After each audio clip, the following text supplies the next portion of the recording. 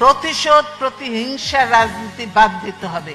প্রতিশোধ প্রতিহিংসা দিয়ে কোনোদিন কোনো কিছু হতে পারে না। প্রতিশোধ প্রতিহিংসার রাজনীতি বাদ দিয়ে জাতীয় ঐক্য করলেই সম্ভব।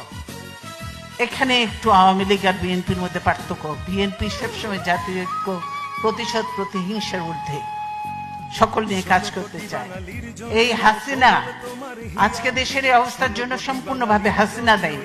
কারণ হাসিনা, এই যে আমি শ্রদ্ধার সঙ্গে স্মরণ করব, বিশিষ্ট সাংবাদিক ছিলেন, বিবিসির সংবাদদাতা ছিলেন সিরাজুর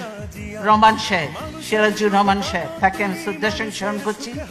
আমি খুব ভালো মানুষ ছিলেন, মুক্তিযোদ্ধা ছিলেন সিরাজুর রহমান সাহেব। তিনি তার ইন্টারভিউ নিচ্ছিলেন এবং বলেছিলেন, আমি বাংলাদেশে